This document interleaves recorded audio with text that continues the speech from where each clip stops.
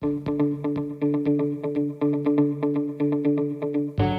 to Impact OC, the only program showcasing the people and organizations shaping Orange County.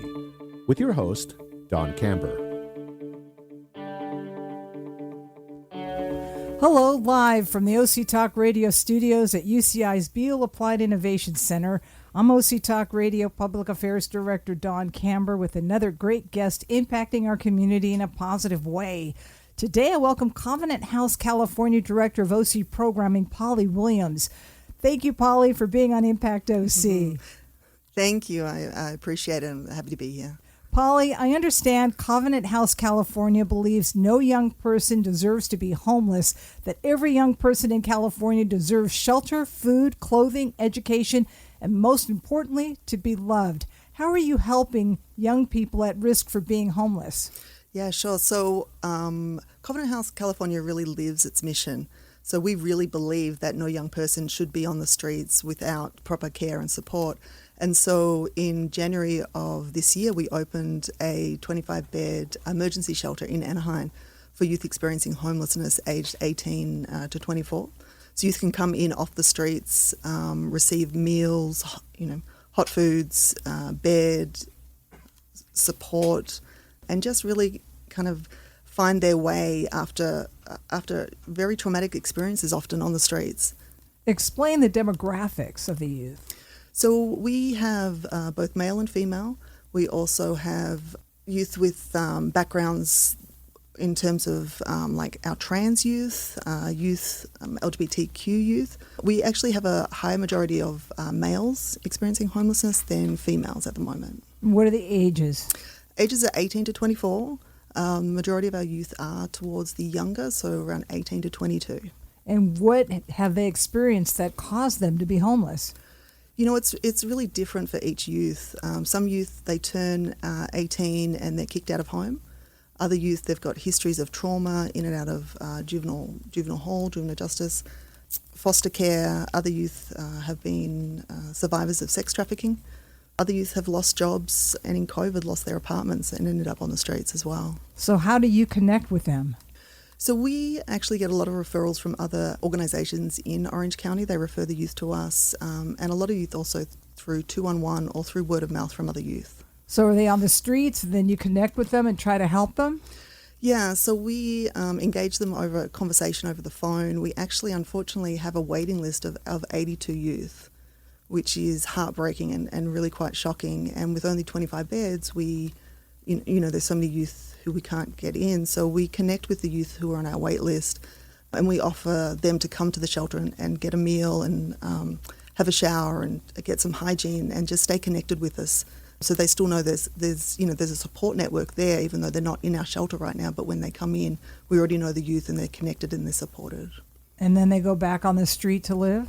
They do. Some may get into another shelter. There's other adult shelters that some of the youth go into, although we know it's not the best place for a youth to be in an adult shelter. Often they're victimised, feel very uncomfortable with the older population of homeless people. So they may, couch surf. They may be in a car. They may be in, a bush. They may put their money together with some other youth and get a motel room for a while.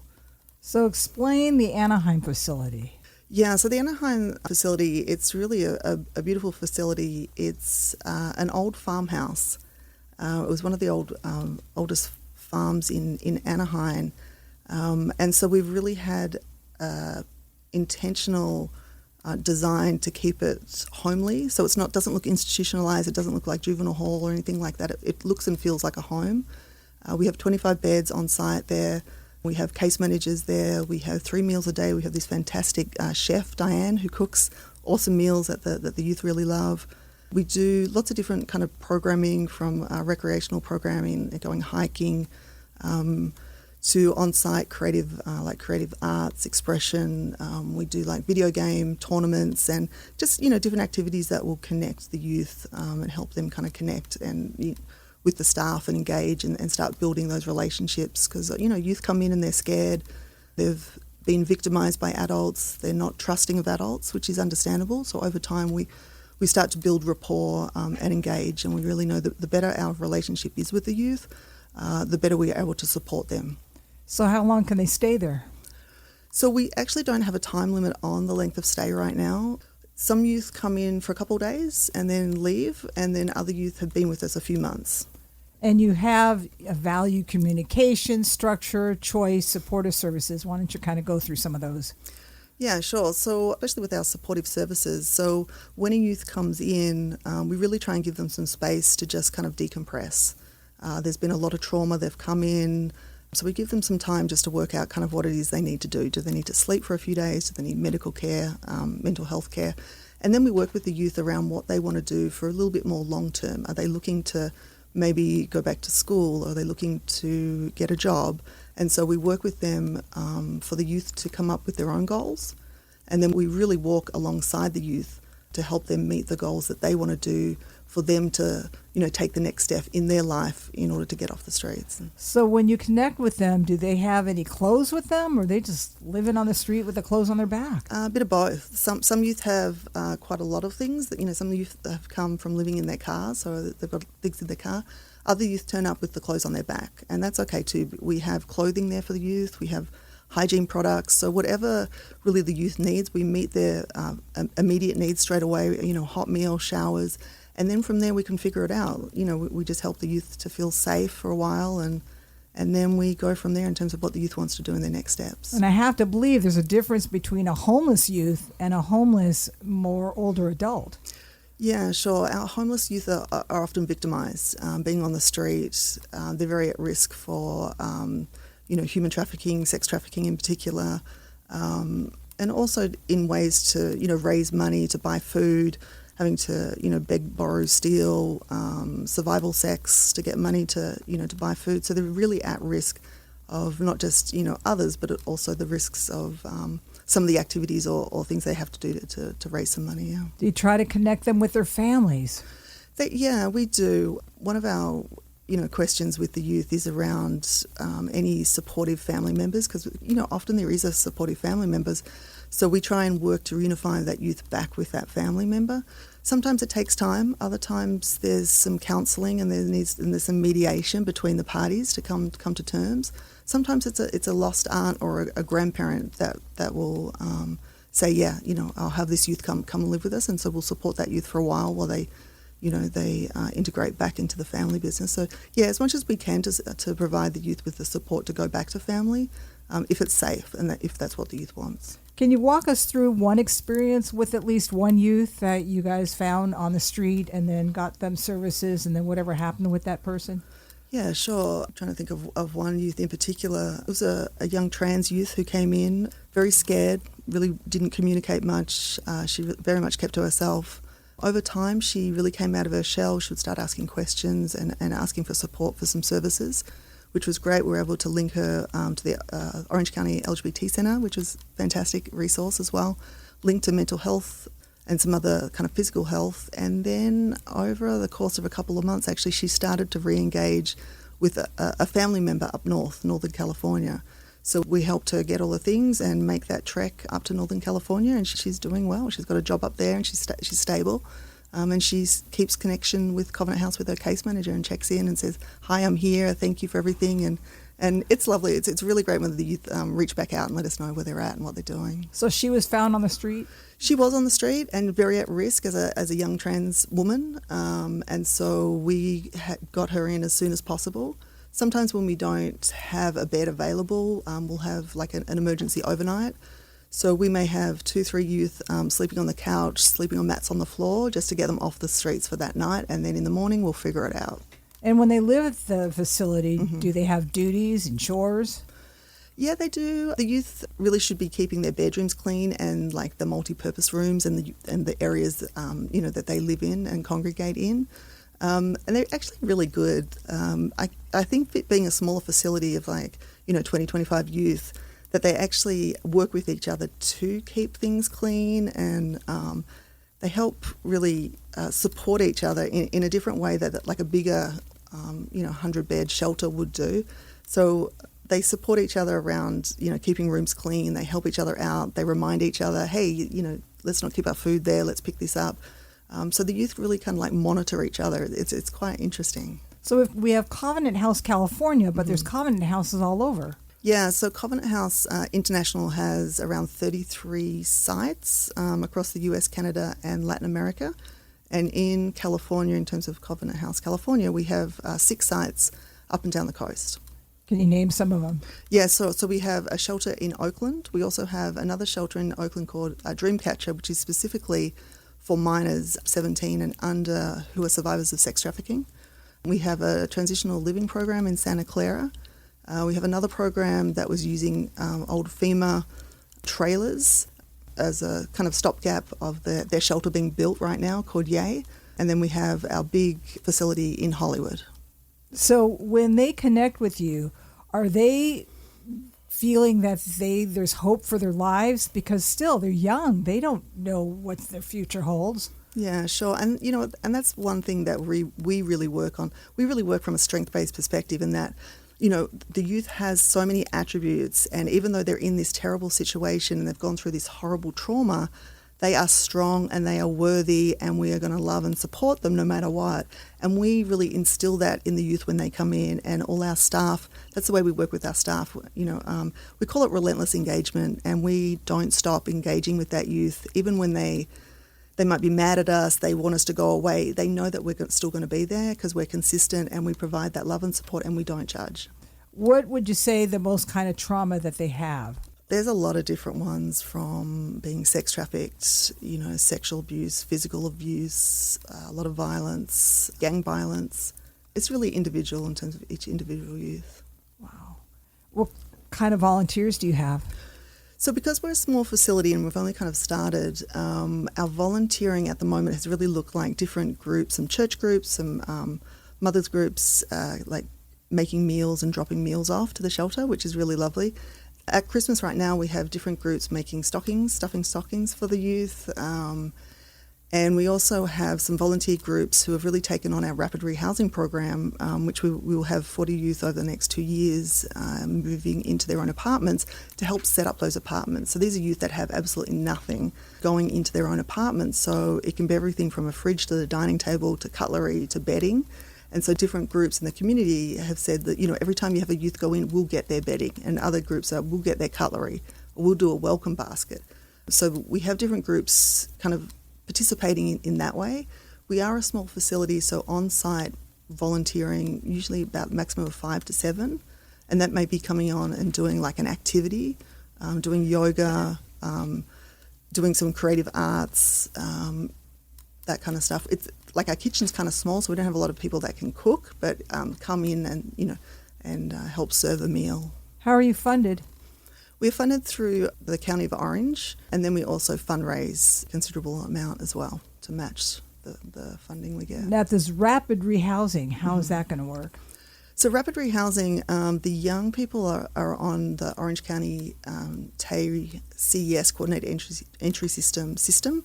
And so every 2 weeks there's a match meeting, and so youth are matched throughout the county to rapid rehousing. Once they're matched to rapid rehousing, we work with them to look at kind of what their needs are around housing. Do they want to try and get their own apartment? Is that a viable option? Would they prefer to rent a room? So it just depends kind of what the youth is wanting to do, looking at what their budget is. And then we help the youth look at different apartments, put in applications. So we have subsidised and funding to help put in applications to transport the youth to different sites to have a look, and then put down the deposit and security. And then we have the flexibility of working for the next 2 years to support that youth to stay in their housing. And then after that 2 years, they can continue with their lease, or they might want to move to another property, but they've had 2 years of support and living independently within those properties. But don't they have to generate an income to do this? Not necessarily. We really work from a housing first model, so it's really taking a youth and putting them in housing and then wrapping all the programs around them that they might need to live in that apartment. We really believe that a youth needs to come off the street as much as possible, or leave that shelter situation and go into permanent housing. And then we just wrap those services around them and support them.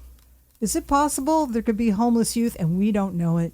That is what's happening at the moment. I mean, to consider that we have 83 youth alone just on our wait list, and the last point in time count that the county did at the start of the year, actually, there was only 109 unsheltered youth counted. But we know that our youth in Orange County is quite different to, like, say, LA County or Hollywood. Here, the youth aren't necessarily street-based. They're sleeping on friends' couches. They're, doubling up in cars, in vans. It's very different, so it's very hard to count. So we don't have an accurate number, but 109 is not accurate at all.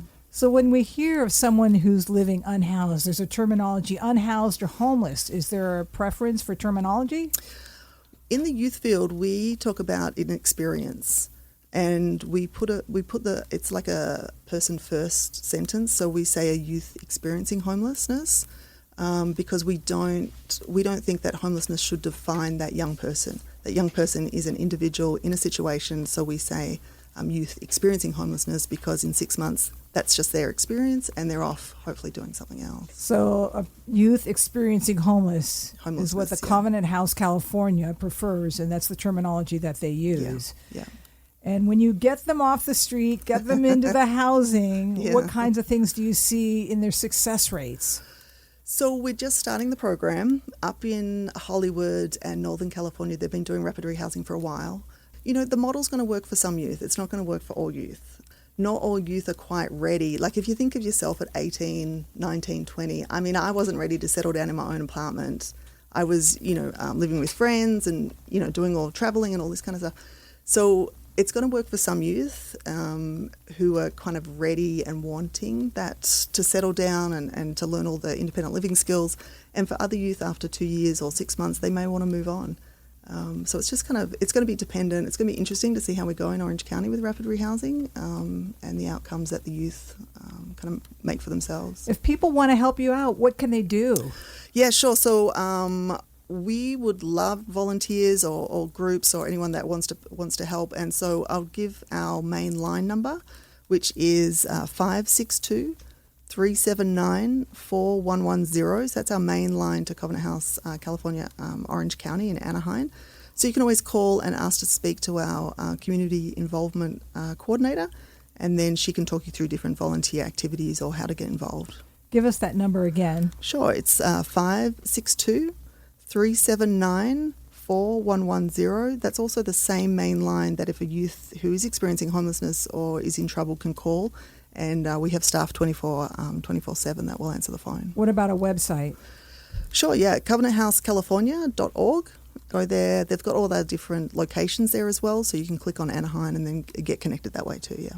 And do you enjoy working for this organization? I love Covenant House. I love the mission. It really aligns with my values. I love that we work in a way that it's kind of like very independent and very what works for each individual youth. And when you're dealing with youth, they don't know, and you just got to brighten their futures. Yeah, that's for sure. We work from a really positive space, and that we believe in change, and that we believe all young people, possess their own skills and their own strength to make that change. And we're just here to guide them and offer support and some direction. We're not here to tell them what to do, because we feel that the youth should be empowered to make their own decisions about their future and what they want to do. So they get out of the victim side and get into the empowerment side to have a successful future. Yeah, very much so. We really empower the youth to make their own decisions, to choose what resources, to choose the medical support they might want to do, the mental health support, going back to school, whatever it might be. We'll just walk alongside that youth and just help them navigate the system. The system can be hard for not just young people, but for everyone. So we just help navigating that, making appointments and just walking alongside the youth. We're not trying to make them achieve things that they don't want to do and goals that are our goals as opposed to the youth's goals. Like we want the youth to achieve their goals. And when you have volunteers that help out, I bet they're really focused on them. Yeah, for sure. It's lovely having volunteers come in because it really shows the youth that there are people in the community that care, that are coming here on their own time and want to spend some time and be around the youth. So it's really lovely. It brings a different dynamic when we have volunteers on site. What are your goals for the future for this organization? So going forward, we would really love to build our number of housing kind of different housing services in Orange County. So looking at permanent housing, different apartment options, some transitional housing as well, so they could leave the shelter and go into transitional housing before going into permanent housing. Not all young people are ready to go from shelter to permanency.